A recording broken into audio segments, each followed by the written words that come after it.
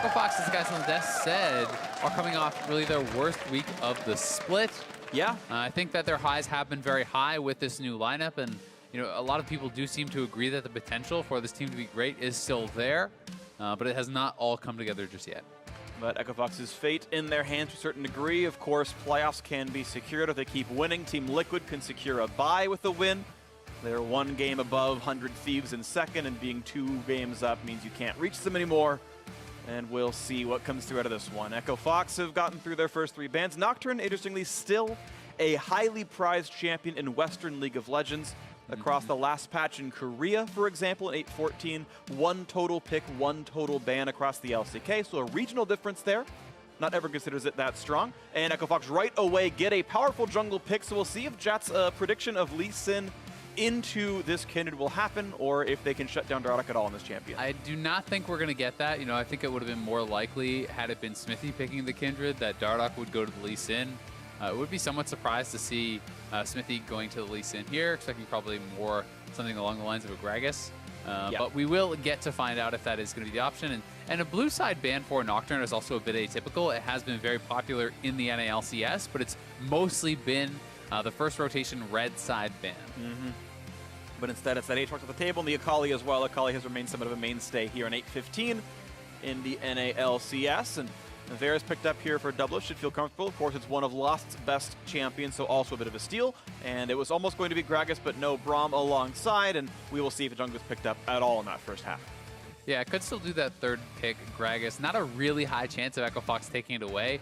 Yes, you can put it top lane, but Huni does not strike me as the guy that really wants to go for that. And recently we have been seeing mostly low tank compositions from Echo Fox. They really do kind of like to go very heavily towards damage dealing teams. We've seen a couple of Rumble games in the last couple of weeks, a couple of GP games in the last couple of weeks here for Huni. And Tom Kench, Ash coming through in the bottom lane. This is actually a G2 special. Shout out to the European LCS, and then Gragas being hovered. But yeah, it gives Ash the chance to go in to start fights for the team, which I always really respect, having hard crowd control. Functions similar to Varus, a comfortable champion for Lost, but also keeps that champion safe. Ash without a lot of escapes, Tom Kench keeps her in a good spot. So a very strong duo down here. I think Lost is still going to be comfortable, and that could be the tax of Red Side, having some semi-forced bans and things like Aatrox and Akali, and willing to give him a more comfortable champion instead of target banning there was Team Liquid. And as the bans come through, there is that Rumble you talked about earlier.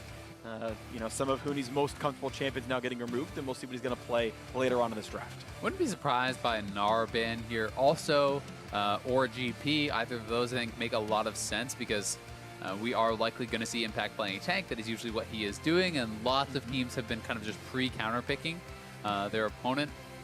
So it is GP taken off the table. That makes a lot of sense. Impact could go Gnar here if he wants to have a blind pick that's not going to be as abused in those sort of matchups. Otherwise, likely going to see him lock in a tank, and then Huni would have the opportunity to go for that full-on split push style Gnar that we saw him showcasing, I believe, earlier this split. It was week 7, against TSM, where he did go full-out split push, Rage Blade, everything. Well, of course, we see that second round, second phase Zoe ban right here, so no easy Zoe pickup for Team Liquid, but a Malzahar is available if they want that one. And I'm curious if Gnar comes through, because I think there's some matchups that can feel good, like a Camille or an Aurelia top lane. Aurelia with the buffs, totally pro-viable. Yeah, absolutely. And I feel like letting Huni play a comfortable champion into a matchup where he can be the win condition is maybe scary, but it's what Liquid's opting into. Yeah, I mean, I think this draft makes a lot of sense, but you can see both teams are playing so much to the other team's tendencies. Echo Fox is saying, you're not going to save your counter pick for Impact because he's just not that type of player, or he has not been this split. So they just ignore top lane bans completely. They do double bans on Pobelter to stop any potential really tough counter picks coming through. TL on the other side all focus on Huni because they do not want him abusing Impact in any potential counter matchups up top lane. So ban out the counters for Zilean, pick yourself a Zilean. Huni is actually going to be the tank this game, so he is going to be on the losing end of this matchup, but we'll see if Impact can really take over and if he's going to actually build for that split push, as we would expect Huni to on the opposite end of things. Absolutely. Right now, looking at the counter pick on Liquid's side towards the mid lane, Mark Z said the Echo Fox style should be copy Cloud9, but what better way to do that than play the famous Kindred Zilean duo? Dardoch and Mata hoping to do what Blabber and Co could do, and so the Shuriman Emperor will be joining in. 2 champions as old as time itself here. Old guy match in the mid lane. Yeah, and Azir actually works very well into Kindred with the ultimate interactions there. You can actually shuffle them out of that Kindred ultimate and kind of make it your own. This is pretty exciting because, Pobelter, last week we were talking to him a little bit on LCS tonight, and he had told me that Azir was actually what he wanted to play previously. He thinks Azir is still quite strong, so he's going to be able to get an opportunity to bust that out here. That is definitely pretty cool. And of course, pre-game, we heard Doublelift say that he thought the bot lane matchup, he was looking forward to it because he thought they were far, far better than Lost and Smoothie. So far, Lost and Smoothie have been decent as a duo. Of course, Doublelift has incredible accolades and incredible history as a player, so no slouch, of course, in his own right. And I want to see if that one does play out. Does Doublelift smash like he thinks he will in this 2-on-2? He says he can take over the game from bottom lane. But there are lots of positions of power here for Team Liquid. Lots of power as well for Echo Fox that Ash can get out of lane and do crazy things. We'll see what that looks like here. Players on your screen getting ready to go. It's going to be a fun one. Going to be really interesting watching this bottom lane matchup. We'll see if either player can take over. There we go. Liquid on your screen. Echo Fox shortly. And this is going to be the first game of the day. The first game of the week. Team Liquid locks in the #1 seed in playoffs with a win. Echo Fox still actually fighting for a position in the postseason. Good as their spot may be, they still have some games to win. And here we go on to the Rift for game 1. And it's very interesting because we saw the Doublelift interview earlier, had some smack talk for the Echo Fox bottom lane, but Smoothie was on NALCS tonight earlier in the split, and when asked kind of who were the best bottom lanes in the league, notably Doublelift and Olay were left off that list. He did not consider them to be one of those best bottom lanes. So it'll be interesting to see who really does come out on top here. And that was when Smoothie was on C9, so obviously playing with different players himself, but still worth mentioning. 10 gold. Echo Fox are rich. Demonte is running out of health. All right, not the easiest start to the laning phase. Does have time to recall, though. He won't miss much here. But it pads the stats of Pobelter. One lane. Yeah. It's not his fault if they lose now. Made him base, level 1. You did What's 200. Yeah, he made him base level 1. That is one of the best laning phases you could hope for. Yeah. Asterisk being... before minion spawn. It's fraudulent. Still counts. Still counts.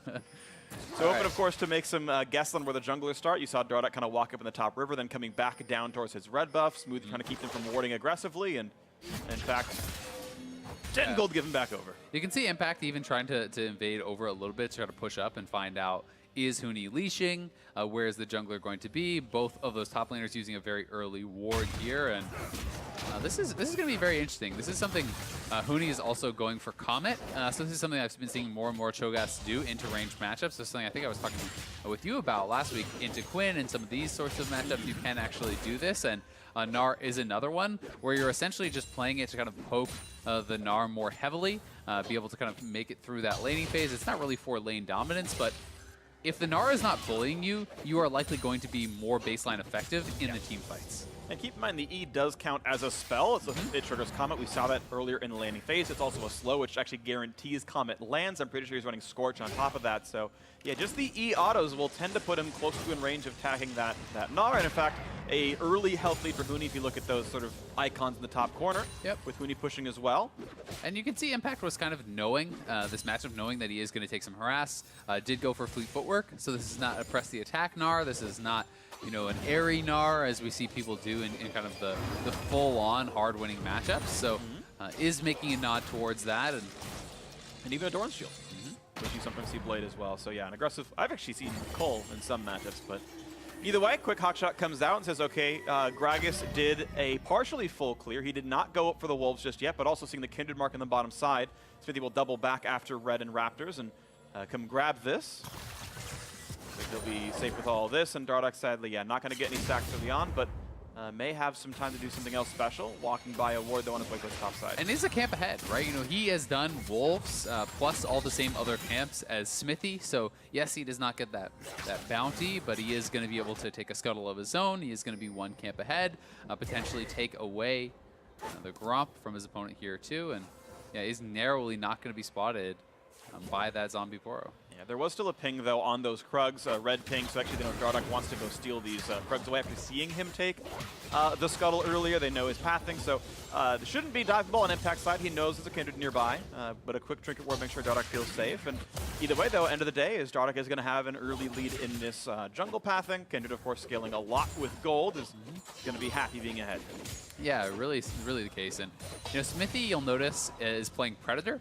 So if you haven't been watching any LCK, this is something that has been popping up a lot there in the playoffs. Spirit, I believe, was one of the guys who really did kind of popularize it and had a lot of success with it. And yes, you are not as tanky as if you went Aftershock or something along those lines, but the idea is essentially that if you can get that perfect engage with your Predator, you will force a cooldown or get a kill. And in the early game, Gragas' ganks are so powerful, so this is just yet another way in. You can now have lane ganks that are even more effective, where you're just straight up Predatoring into lane and bodies and flashing and finding different angles of approach that weren't necessarily available to Gragas without that summon. Yeah, the idea is kind of breaking the rules of the game tends to be very powerful. That's what he's going to be hoping to do here on this Gragas. Normally doesn't run very fast. Dardoch on more of his camps. You can see actually this is going to end up being a solid 2-camp lead, but both of those camps up being Krugs is actually even more golden XP than even the CS counter shows you. Yeah, Smithy can't catch that up because Dardoch took the camp on his opponent's side, took the camp on his own side. Here is the Predator gank, is looking for it, but definitely not an effective early Predator use there from Smithy, as Huni had it warded out, was able to back off very easily, and Smithy is kind of left just looking around, trying to find some opportunities because there's nothing for him to farm. And Dardoch is going to spot that control ward, so beautiful stuff there, and Impact's going to be knocked in the air. This could be some really good damage. Silenced, but Huni, no mana and not level 6, cannot convert that into a kill. That might force that first TP out of Impact. And in fact, Dardoch making his way up there, hoping to make sure he can't stay around. He's almost going to spot Smithy, and I believe they see that they're both around. And with Smithy blocking, he's going to get rid of that Ghost Portal, get rid of the bonus stats, and that's going to be on cooldown for a minute now. Yeah, so both junglers really kind of just tracking each other, playing pretty well in these early stages. Dardoch, you can see, is kind of waiting out, though, for this next Scuttle spawn. Attack's confident. There's no mana on Huni. He's going to go for this fight really hard. Body slam flash. Nice knockup. Down to Smithy. Join in time. Level 4. Body slam flash going to land. Flash get away. This could be the kill, and it's going to be the wallop to grab first blood. The disrespect of Huni is punished. Yeah, Huni not respecting that the flash could follow that body slam. As soon as you see the body slam, you must flash there, and he does not do it. He tries to flash after. He gets taken down. And Impact, who had been being bullied, who was down farm, who is building towards a cowl as his first item, is going to be rewarded with first blood. So this is now when Smithy is spotted. Huni knows he's coming in. As soon as the body slam goes, you have to flash, because after the flash is used, you cannot react. He flashes on top of you into your model. You are instantly knocked up there. No time to react afterwards, and they do take down Huni. So well done from Smithy and Impact, and they're going to have an early advantage on the top side. And that's going to bring the gold back into their favor. 400 gold lead for Team Liquid on their quest for that first place seed in the playoffs here to rejoin their victory from Spring Split. And so far, so good on this side. Huni's back in. Quick Glacial Shroud on his end. Cooldown reduction in mana pool, of course, both things that are nice to have on the Cho'Gath side. And he's going to try to make sure everything looks okay on this one as the buffs are spawning once again. And Dardoch kind of unslowed, going to grab the red without many issues. Looking at the bot lane real quick, when you have a pretty meaningful CS lead for Doublelift. Now, this is a lane where Lost even had 7 teleport, did not use it to get back to lane. They both took their Vamp Scepter recall and walked individually. And it is interesting, it's fairly close and some minions here to pick up, but for Huni, this has kind of been a typical game for Huni recently, where he is often able to get 1v1 advantages, but he puts himself in these risky spots. He doesn't always respect the power that the enemy jungler has when they could show up, and as a result, he's often then throwing away those advantages that he has built, right? He was winning this laning phase. He was up in farm. He was doing very well, pressuring his opponent, but doesn't go back to base early enough, does not actually early flash, goes down, and we'll see if this is going to be enough of a swing for Impact to really start getting an advantage on that top side, because so far he is still the one that has kind of been on the receiving end of most of this punishment. Yeah, thankfully regenning a bit thanks to his passive, and actually a fairly high base health regen Cho'Gath has, but there's the blows. Lost might need to be chomped up. He's taking a lot of hits right there, and I don't know if he was waiting for Smithy to grab him or what that quite was, but now a cleanse out on that spellbook Tom Kench, his actual cleanse, and out they go. Might be taking some damage here from Ola. Yeah, the piercing arrow hitting there, it was a bit of a late devour from Smoothie. So he's going to take some more damage, and likely will get the TP out here now also. Does have that and is going to be happy that he didn't spend it on early, but double lift on Olay. Forcing that cleanse means Smoothie is going to be a lot more vulnerable to any potential ganks. You now could look to maybe bring down Smithy and try to actually target Tahm Kench. Absolutely the case. That is usually the one you want to go for in a lot of cases here, but see what happens. Still has his flash, and he's spellbooked over to Exhaust, so it's still a 2-summoner spell champion, and yeah, diving with Exhaust against you can be difficult. Either way, Blues are spawning. Demonte gonna grab this one, no problem. I'm assuming Volver got his a little while ago, handed off, and we'll see that. Thank you, Observer. Yes, it is. Yeah, so mid lane really has just kind of been a farm fest. Both these guys pretty much even as Demonte is going to pick up the rest of his farm. Should be within 1 CS, and they're both really good at wave clearing. They're both really good at kind of just stabilizing these lanes, and neither champions are super aggressive, so it's going to be more about how they actually contribute to the team fights, I think, later on. Yeah. Zilean, I see much more of an enabler, someone who's going to be there to speed up and revive and really kind of empower his teammates. Whereas Pobelter, it does have the potential to engage on this Azir, but also is such a tremendous high amount of kind of DPS coming from the back line. So different roles for the two mid laners right now, and Dardoch hatching his own Ghost Poro. Wanted to make sure everything's okay, and not going to find any fights. But Will, after watching that ward go down, is going to go for this solo Cloud Drake right here. And of course, he's bypassed all the vision. A nice Trinket ward placed down earlier on. We'll see if Gragas is coming by. This should be an undisturbed pickup. And a nice Drake solo here. This is very, very nice. There's the pickup right there, and Cloud Drake on the board. 10 minutes in for Echo Fox. The move speed going to be quite nice, I do believe. Yeah, really, really smart from Dardoch. I mean, there was no camps really up, and now he can go get his wolves. He already had the Blood Razor, so he's going to be able to do that very easily. And it's just a smart play from him, something that he can get as one of those easy advantages. You have your Dance of Arrows to hop back over the wall and get out if anyone did come to pressure. So the sneaky play pays off, and we'll see if Smithy can make anything happen here on the bot side. But that Scryer's Bloom should have given him away. Yeah, probably gave away his location. Look for rewards, look for where Kindred might be. That's going to be wrong as well. And Dardoch just continuing to grab objectives. He is, as far as pathing-wise, I would say, out jungling Smithy, taking camps away. Now Pobelter, got to watch out for this one. He's coming down, maybe is looking for something, as Smoothie and Lost are now stuck in their jungle and away from their turret. There was a threat of a dive. The 4v2 was going to be too much. A lot of XP being sacrificed and a lot of health going down, and Double Lift and Olay, with very, very little help from the team, wins straight up in the 2v2. First turret gold will be grabbed eventually. They're denying golden XP first. This is more stuff that Lost is not getting. Yes, Scuttle and Cloud Drake are nice, but there's the extra golds coming in. The 2-on-2 is a victory for Team Liquid. Double Lift called it, and he was right. Yeah, I mean, the 2v2 certainly, they had some advantages, but also the threat of the 4-man dive is really what made Echo Fox give that up. The fact that Dardoch is on the Scuttler up top and taking away the Rift Herald, they didn't know where Smithy was, so even after they saw Pobelter, Smithy could still be looking for the 3-man dive, so that pressure that they get there results in that first turret, and we'll have to see, can Dardoch make that Rift Herald worth it? Can he get a kill into 2 turrets? Can he make something pay off? Because really that is quite a sacrifice to give up your bottom lane turret this early on, and could start to serve some of the other lanes. Really nice stuff, though. Team Liquid finding opportunities in terms of lane pressure, whereas Fox's opportunities have been Dardoch getting more camps right now. Kindred, again, still one of the better ones to get that extra farm on, but Liquid are certainly, so far, the better team today in the first 12 minutes of this game. A solid 1,000 gold lead. Ruin King already done now for Double Lift. He's got a really nice power spike for himself as well. Has chosen to stay in the bottom lane. I find it interesting. He's not actually moved over to find another turret to kill. Of course, there's no neutral objectives on top or bottom side, so it's only lanes you can play for right now. Yeah, and one of the reasons I can see for this is okay, yeah, you can go mid and try to attack the Zilean, but really Zilean is going to be able to wave clear that so easily regardless. I would have thought they might have wanted to swap top, but they may want to actually fully reset this wave before looking to do so, and we could see them head up to top lane now to try to pressure the Cho'Gath, but leaving Impact farming alone in that lane isn't too bad either. So if your solo laners are happy just farming and scaling and you feel confident about your late game, you don't always have to kind of push the tempo and look for those more aggressive sieging moves. And you've got Azir, who's generally not only the Emperor of Shurima, but the Emperor of late game mages. So Team Liquid waiting around for endgame is, I think, completely acceptable and a fine way to play this one out. So yeah, ball's in their court, I think, absolutely. Looking very good. You saw the drop down earlier. We'll repeat it again. Team Liquid lock the #1 seed. And there's the TP coming in for the flank. This could be a really big deal. They're going to go for the big play. A great ult does not come out in time. A better one for Smithy. And now where does Echo Fox go? Nowhere. 3, 4 coming in. No one's going to stop them. Maybe a play for the top. If they summon the Herald up there, they'll trade a turret for this one. But both these players' days are numbered. Smithy grabs the kill on one, Pobelter on the other.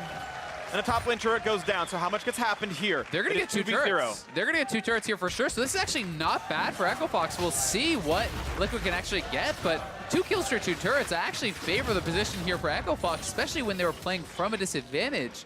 The bottom lane was able to buy enough time. Double if though. Flash ult across, slowed down. He's coming in soon. There's the flash, so then he burns the cooldown. The ult is going to land. He can revive, and there could be some reinforcements. 3 versus 2 for this one. A nice knockup's going to land, and the rest of the team coming around. Now it's 4. It's more people for Team Liquid's side. Monte still running. Ult on cooldown. Dardoch slowed. A stun and a Huni flash in the wall, but there could be a chase. Braum stacks are on. One more auto, and Impact gets a stun to this one, but could be pushed away by Dardoch, and that's going to be the timer running down to the Braum queue. They'll try again. Nice Huni's on the run, but there is the stun. This could be the damage. Kindred will buy some time, but still 4v3 Liquid to make this one big. Now Smoothie's here as well to reinforce, and Echo Fox able to get away. Tom Kench there in time. The disengage was so good there for Echo Fox. So really, in that extended play, you still have to favor Echo Fox, despite the fact that TL gets those kills. It is 2 turrets on the top side, and the Rift Herald almost killed the inhibitor turret. Yeah. He almost got 3 turrets because TL was busy actually chasing the players. Here this is one more time. Heads up play from Lost and Smoothie trying to ult out, but Smithy anticipating it, shuts that down. Very good stuff from him. This guarantees that they're going to get those 2 kills, but then it's just buying time for Echo Fox. They're trying to kite it out. They're trying to make them spend as much time as possible because Dardoch has already dropped the Rift Herald topside. That has already got them 1 turret. They do get the 2nd turret, and they get the charge on the inhibitor turret here. So Echo Fox get a lot. That inhib turret is going to be capped at 1,100 HP. I like this. He's waiting for the mark to move over. This is Dardoch. Some of the Kindred main stuff. There's, I think it's 40 seconds for a mark to move. And he's waiting for the turn off because he knows there's no mark in the enemy jungle. I think he sees that Gromp was killed. Maybe he's just waiting. Yeah, Smithy never killed off Gromp finally, so he's like, all right, it's not coming. But he was hoping. He was hoping that Gromp was going to die and it would move over to him. Sadly, not going to happen there. Down to the Wolves he goes. But I like the attempt. A solid option there. Yeah, not a lot else he had to be doing on the map at that moment, so I think it's reasonable to try to go for that extra mark. And he is sitting at 2 of those marks right now. Definitely needs the 4 for the 75 range. That is what we always like to talk about, is really kind of that key moment. And you can see he's heading back up to top side. They could potentially just knock down this turret. It looks like they want to pressure for it, but it'll take like 3 would be auto risky. attacks. Yeah, but right now it's so far up. They've killed no other turrets. It's very hard for their team to join us easily, whereas Liquid, it's all home territory for them. And indeed, it will be Echo Fox backing off. Some wards killed, but still more in that jungle.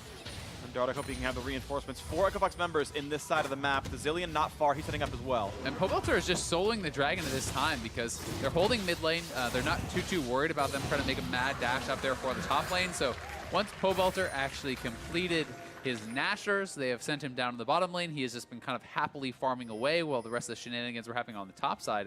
And he's nearing 200 CS. We're not even at 17 minutes. So Pobelter farming at a very good clip and is going to be a huge threat in those late game stages. And I'm waiting to see then what DeMonte gets done on this Zillion. First time I'm seeing him play this champion here. And Pobelter, we know what Azir is going to turn into. We know Pobelter is a very solid mid laner by any LCS standards. We expect him to have some very good team fighting. And he's going to be found out by Huni. Cho'Gath wants to take a bite out of crime. Almost takes down the Emperor, but a summoner heal gets him just high enough to not die. But Pobe, out of summoner, walks away. Yeah, nicely done there from Huni. It's good to go for the opportunity. He does trade ult and gets the summoner, but calm play from Pobelter. Doesn't actually have to use the flash. Does survive himself, so not too big of a deal. And you can see Smoothie cheating up towards the top side, so if they want to get too greedy here, they could potentially fight around this. Okay, waiting for it there. Not feeling people just going to back off. They might find themselves a Cho'Gath, and I think he's going to walk away, no problems here. Now looking at the player on this side of the map. Looking for the dive. 2v1, Impact is a Mega Gnar potentially soon, but this could be good damage. Flashing, hopping, getting back through his minion line as well, but Dardoch's still on for this one. Finds some damage, and he will almost get that missing health hit, but not quite there. But should be able to knock down the turret, you know, with the Zillion on it. We'll see if Kindred can come back, finish it off. That's the flash down. Very nicely done. Zillion really does set up for those plays very well with the time warp. That slow is very impactful, despite the fact they couldn't land the double bombs. no way for Impact to stand and fight there because Zilean has the revive. They have the Kindred ultimate to reset the turret, so they could just stand and take so many turret shots before they're really in danger of going down. That one happens. Now again, the attempt for Welter. The knockback is here because Smithy has joined the fray, and this could be enough damage to knock down Huni. In fact, he will drop. TP might come in, but it's a 1 versus 2. Damonte can get rid of minions only. Team Liquid find yet another gank. 4-0 with kills and 4-1 under this turret. Now Damonte, he's ghosting away as fast as he can. He's got a flash, he's got an ultimate, but he's not able to use much of that. Looks for damage to Pelter, not going to find it. Will not even burn the revive. He knows he's going down, doesn't want to buy the time. Meanwhile, the fight in the bottom side is Dardoch. He's going to chase down into Impact. Tom Kench coming from behind as well. 2 versus 1, nowhere to go. Nara is flashless, and they will make sure to donate the kill. Good job to Smoothie to not attack anymore. Third mark in, I believe now. Fourth now. Fourth, okay, good call out. And of course, mid's under attack. So back and forth across the map, different lanes being attacked. Lost will get this turret down to 40%, but has to leave as here comes Averis. But a teleport now coming in. Echo Fox, want to make this happen. Arrow over the walls of Flash, so Double stays alive. And it will be mid lane outer falling down. 4-1 is the turret score. Echo Fox are doing well in the macro in the mid game. Yeah, they really are, but Povelta will at least trade one back on the top side. TL has been winning the fights, but definitely has been Echo Fox with the better plays around the map, attacking turrets, getting farm advantages, and that is where they have gotten their edges.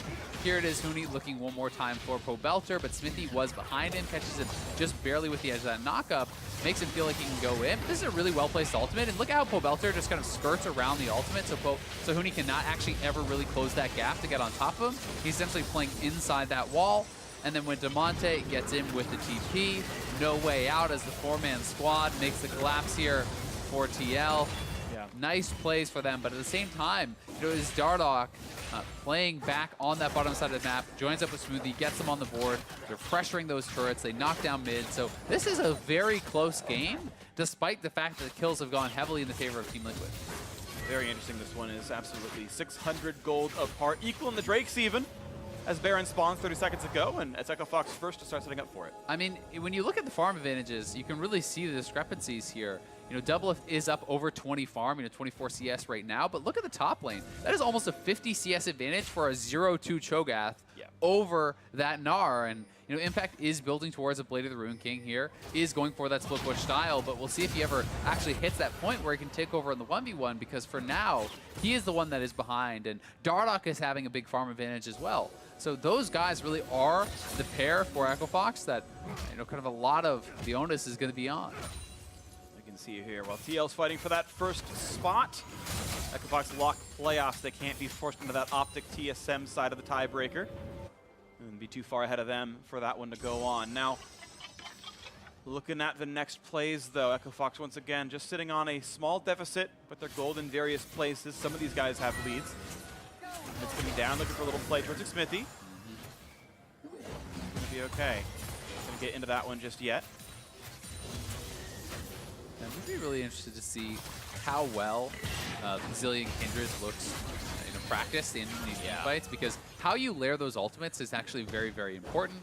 You don't want to overlap, you don't actually want to waste them. You have to be able to communicate very well in which situations who's going to use the ultimate first, because you may be expecting Dardoch to ult first, but if he gets CC'd, then you have to be able to change plans and have the Zilean ultimate to kind of back him up. So there's a lot of very quick decisions that have to be made, and if you do them perfectly, it can feel so hard to actually finish off any of these kills. That's nice. Gave some XP over to Dardoch for that one. But yeah, difficulty in kill is going to be important. I do want to see how well these fights can be cleaned up at the end of it all. Consider that Lamb's Respite into gigantic burst tools, such as the Cho'Gath ultimate, can turn things around in what would otherwise be a close fight, but the same for Nazir ultimate, pushing people out and making it a one-way ultimate. Yeah, I mean, the Shurima Shuffle, the explosive cast coming up from Gragas, you can both knock those guys out of there. All right, another cleanse being used up here. A QSS rush onto him. Get away from Ashe now. Okay, knockups there, but the ult's not quite gonna land, and now in goes the push, and Cho'Gath a little bit alone, but he could get the burst. Ole, one hit from dead, gonna be revived by Zilean, and Poether wants to flash over the wall. This could be too much help for TL to push through. Huni getting a bit low, but grabbed by Tom Kench, and Pobelter wanting a bit injured, under 1,000. Dardoch wanting forward on a double, this could be too much.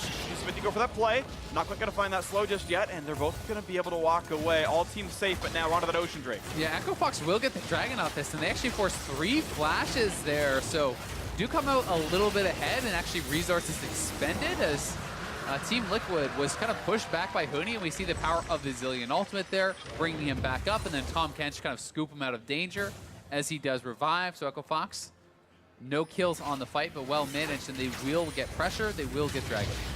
Ocean's going to feel pretty nice for how split pushy this game has been at points. Cho'Gath, of course, already has Warmog, so it's not really in a need for it, but more ways to survive against Impact split pushing, getting poked out and walking back away. And the mana is always going to be helpful, right? Sometimes that is kind of the limiting factor. We will see here as Doublelift now has the Rage Blade, he has Blade of Rune King. This is super high single target damage, and I think because there are not a lot of melee that you're expecting to be in your face, it makes sense to go for something like this first before perhaps, you know, a Hurricane or a Zeal item, because really for him it's just going to be about hitting Huni. You can't walk through a Cho'Gath. Yep. You have to burn down him first.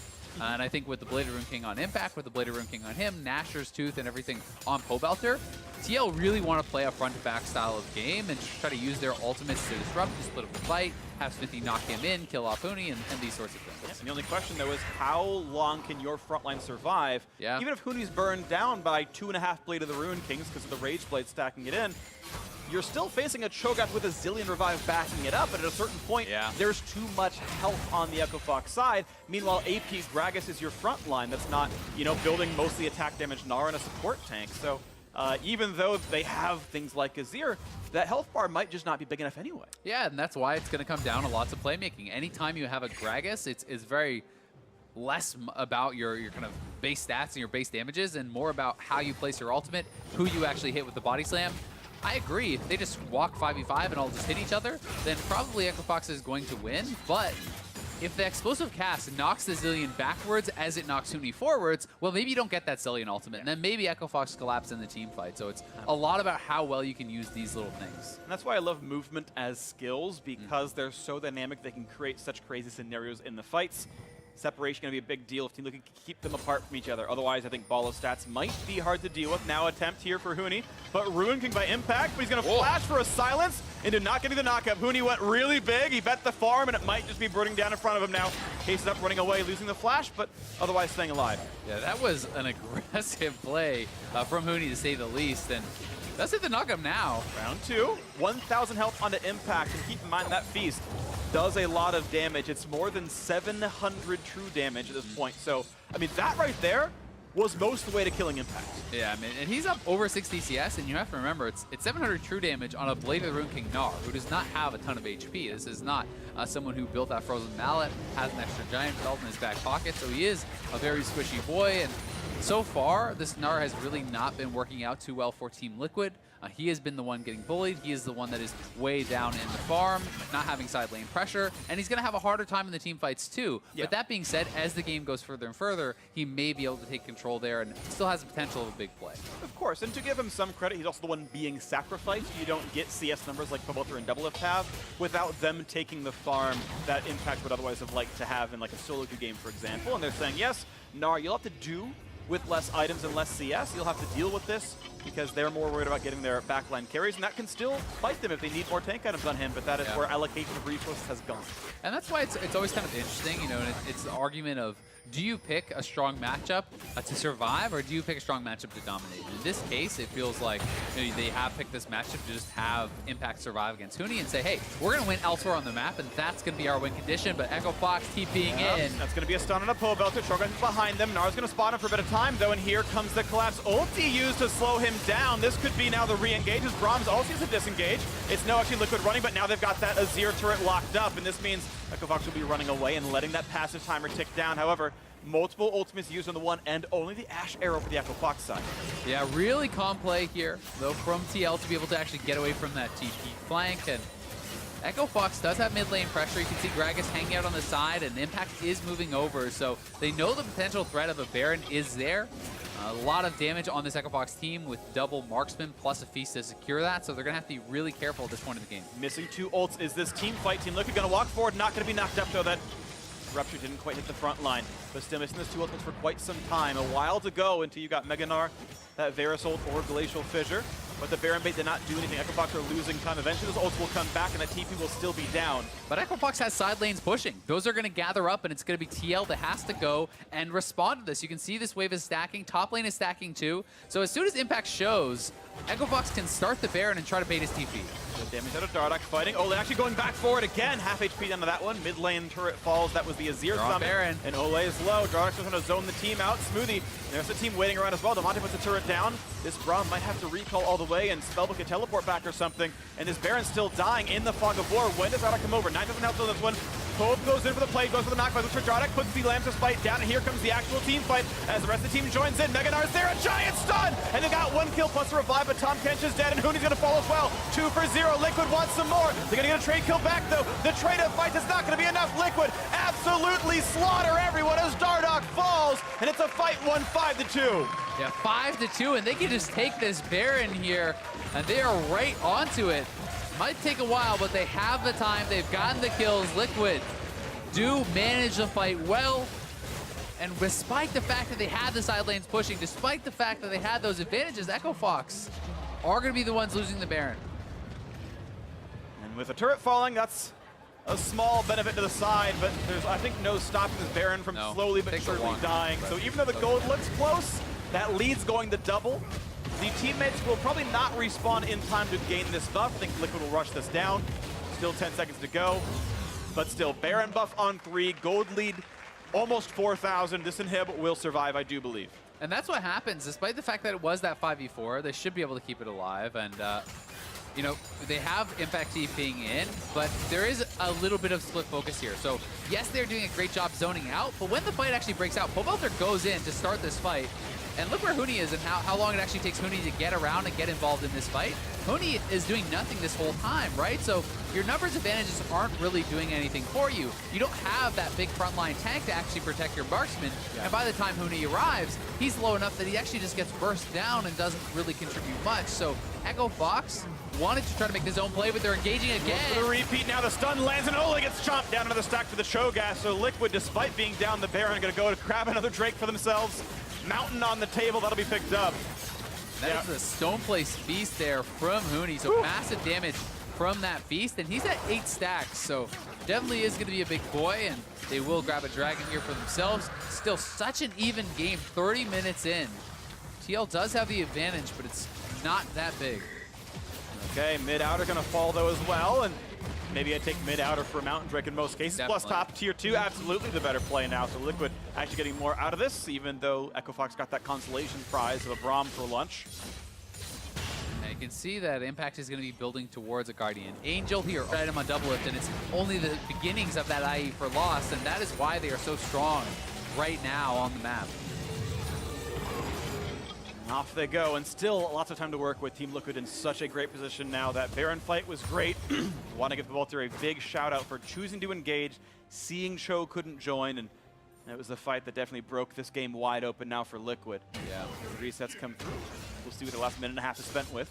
Echo Fox really, I think, just felt that they would be able to kind of just slowly play this out, keep the rest of Liquid zoned, and burn that Baron down very slowly with 2 members, secure it with the Feast, and everything would have been good. But it was that engage from Pobelter that really makes the fight break out in a way that Echo Fox was not prepared for. And they are playing from a disadvantage now, but they have been down in gold for a lot of this game, and certainly still are going to have their opportunities to win in the team fights later. Zillion, Kindred, and Ashe are all going to be very strong in that late game, and they have a huge front line. But still room for Lost to grow. He's waiting to finish Infinity as it's going to be a really important power spike. It's worth a ton of gold to finish. And of course, he's just behind Doublelift in items. Individually, that gold difference, 2,500 almost. That's gigantic between these marksmen that multiplicatively scale with their items. So here comes the attack for bot tier 2. A quick silver sash comes through, and that turret goes down. They are going to knock down another one. Now up turrets for the first time in the game, I do believe, here for TL. Well, actually, they got first turret, but that lasted there, but 12 seconds. It was a long time of those kind of map advantages, and now with this Baron buff, they've knocked down mid, they knocked down bot and top, so TL taking map control, really starting to extend that gold lead, and Echo Fox is just trying to delay, I think, for those third items to come through for a lot of their members. Now they have the IE. Yeah, it's going to be this power spike. This could be the push. Baron buff times out right now, and it could be the moment of striking. Nice try with the grab. Not going to land, though. Is this yet? No, it's not yet the time for Xbox to go in. That maybe was a signal. Look at Impact, though. Bit of damage here. Has a Guardian Angel, but really being chased down by Dardoch. Slowed down, but there's reinforcements coming in. Pobelter walks in, knocks back the Zillion, but he stays alive. Will they knock him down? Yes, Pob is gone. He overextends as Cho comes in. So a 5v4 and the chase is in. Ole running low on health, trying to run out, and he's going to just barely. And the flash in, huge for Gnar, but Lambda's Bite buys time. 5v4 and the re-engage. Will it be enough for Echofox, or can Liquid find the shots? And Doublelift does. The arrow pierces and knocks down the Void Beast, and now the chase is in. Impact wants one. Looks for Lost, like we're gonna get that Q. And he has Guardian Angel, he's safe to walk forward, but won't lose that the same. 4v4, gold lead. Team Liquid staying on the map. But the top inhibitor may fall here. Echofox has so many minions up there, and Team Liquid are actually gonna lose an inhibitor on the play. Maybe? I think they will. It's close. I think they're gonna lose it. It's too low. It's gone, I think. I think it's likely as he pulls aggro. Oh, the minions! He's got most of the aggro. It's close. He's trying. Oh my god. Oh! He's actually saved it. He saved it. He saved it. Impact saves the base. Oh my god. TSM, take notes. Those are some low IQ minions. It's right there. Oof. All right, well, still pretty crazy fights breaking out here. A lot to unpack. Here it is one more time, chasing over onto Impact. Then he knows TL is coming, so they back up. The pre-Zillion ultimate came out from Demonte, and they are able to land some nice bombs. Tuni flashes over. It looks like they are starting to win the fight, but as you funnel into this choke as Echofox, you have to be wary of the turnaround. Look at this ultimate from Dardoch. So quick to pre-ult that Mega Gnar coming through. If he does not do that, he guaranteed goes down. The team may kind of fall apart there, and maybe they lose their base. Instead, he is able to. It makes it a one-for-one trade. They hang on a little bit longer, but TL are barely able to keep that inhibitor alive. And of course, those regens, slowly but surely, they regain their health. Liquid sitting on this 8,000 gold lead. They are sizably ahead here. They have earned this advantage from some good team fighting. Small misgivings though there may have been. We can see 5 completed items on Pobelter. He's in a really big spot right now. Saving room for control wards, always nice as well. Ran to his Omen done for Impact. That's just the time. Only Doublelift with the no-no. Still has the Doran's Blade at 35 minutes for no pink wards. A Crepo special. But hold on to a Doran's instead of buying a ward. always just make fun of that, and I actually agree with the man. But here we go, the push forward. Looking at a bit of a siege for Echofox, hoping to get back from that 8,000 death side. You know, he's potentially looking for that flank, but you know, Impact, you know, we talked about how he was, you know, down a lot of farm and down kind of gold in that individual 1v1, but he's had a lot of time in side lanes now, so he has really started to kind of take some side lane precedence. He is getting more and more of that farm, and they're going for the play. The flash get out in the ultimates though, and this could be a lot of health running out on Liquid's side. Ole down to 1/3 right here. Both are on the run, but now Huni wants in. He's popped right to Glory. A nice knockback keeps that safe though, and they cannot reach him anymore. Dardoch pops the ulti, but now the health bars. You gotta watch for those. Can he get bursted down? He walks away, and will they get the re-engage? He has Zillion on him, so he's gonna walk forward, but the disengage too clean for Liquid. No casualties here. Out they go, and missing ultimates. Some important ones on Liquid side, and Echofox as well. Yeah, and the Baron is spawning. Echofox has their base being pushed by these minions, so TL was pinging over towards the Baron. They're looking to actually chase. Oh, Smithy pops the Zonias by time. He'll be stunned on the wake-up, though. And he Zonias again to time it out. I like that. These Zonias into stopwatch. That combo has been cool. We saw that earlier in Europe as well. That's a really nice one. Expensive to pay there, but they are now onto the Baron. Their base is being pushed. TL closing in. This is risky for Echofox. They're going to have a Cho'Gath Feast. They should get this smite every time, and they do. So that's picked up. No, Smithy, he's going to fall down. Tom Kench grabs the credit. Impact gets the ulti across, and they've gotten the kill already. Lost is gone. 4v4. Can they get the rest? This one is another kill falls, and Liquid are starting to clean up the fight.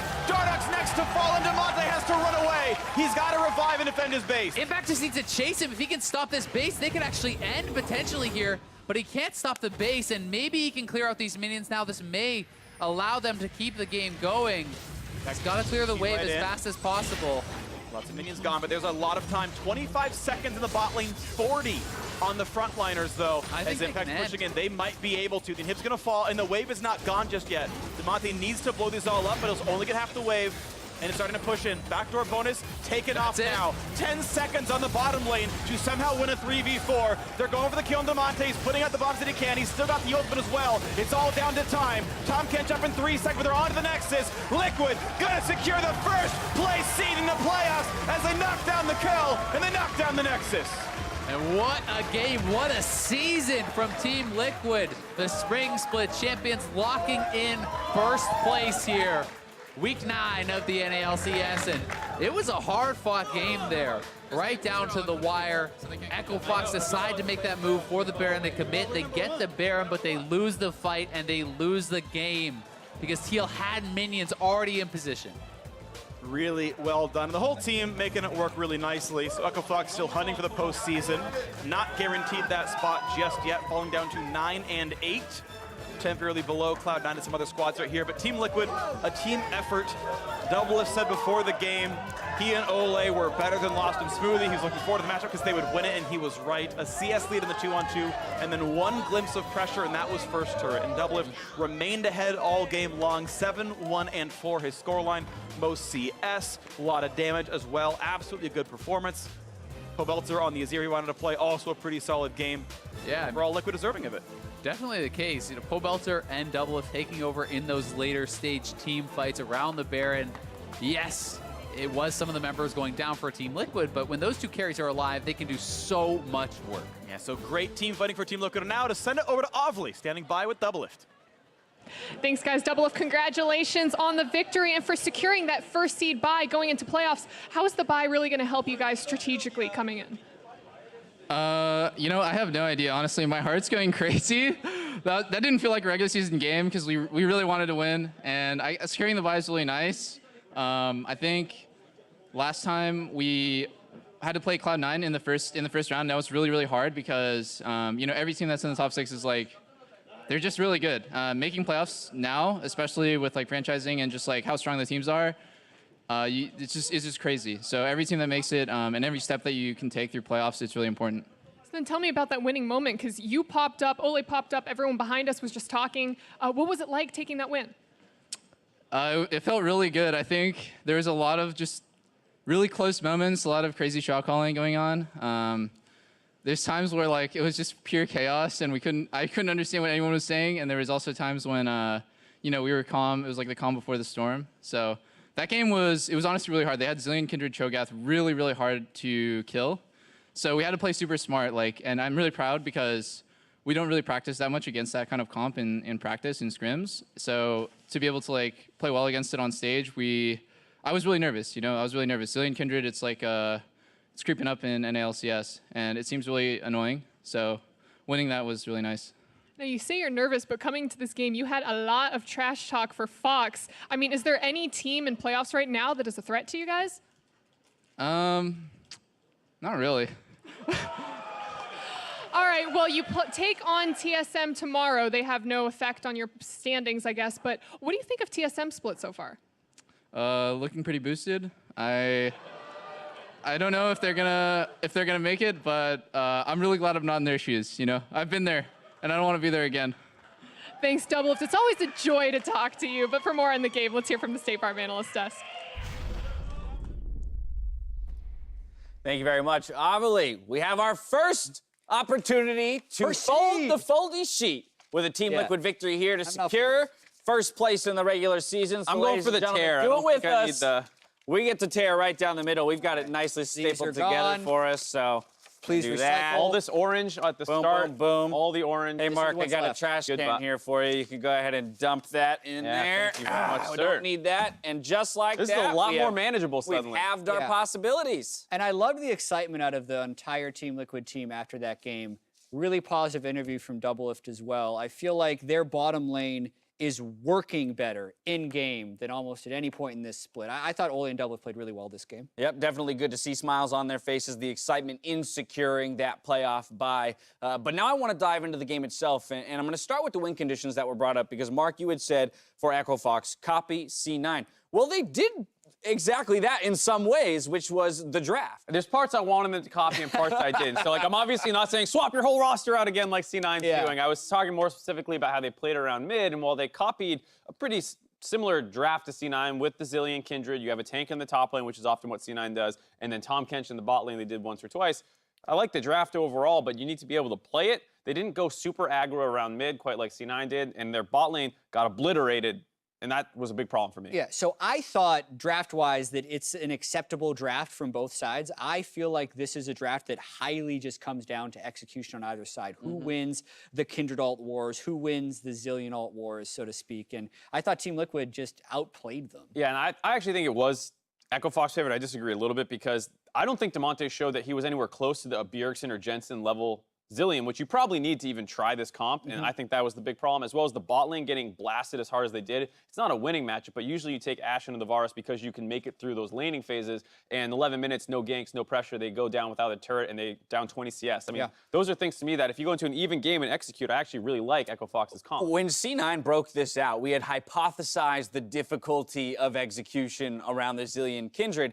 And then we kind of watched that very first game they played of it, and we're like, oh, maybe it's not that hard because they seem to do it really well. It almost lulled us into thinking that it was simpler than it was, and I think Echo Fox, to your point, Mark, kind of displayed some of the difficulties in execution when it comes to layering these ultimates and really using them optimally. Yeah, and you have to remember that Team Liquid's team composition with Gnar ultimate, Gragas ultimate, and Azir ultimate have 3 mass displacements that can push someone out of the Kindred ultimate. So previously in other Kindred ultimate, Zilean ultimate fights, the Kindred would just ult, and then Zilean would ult Kindred. So you win the Kindred ult wars that we're kind of calling it. But that doesn't work in this team composition. My opinion is most cases, Zilean ults first, Kindred ults second, should be the order. And I don't think that Echo Fox had that down. All right, I want to take a look at some replays here. We're going to dive into exactly the execution around the team fights for both of these teams. This one, 29 minutes in, an ace around the Baron. And Echo Fox, despite some of those early game things we were criticizing them for, had largely stabilized to this point. But Pobelter goes in and overextends, and Dardoch drops his ultimate to allow himself to get out. But that also keeps Pobelter alive through the fight, which is what Jat was talking about there. If they just burned the Zilean ult initially,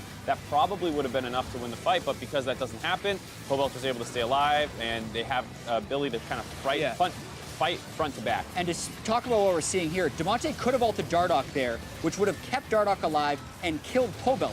But because Dardoch ulted, and then even though Damonte ulted Kindred afterwards, it didn't matter because he was CC locked from there and the fight was essentially over. So, like Doublelift said, it's really hard to play against that. And actually, in that instance, Pobelter put the game in Echo Fox's hands, because if Echo Fox layers their ultimate differently, that's probably Baron to Echo Fox.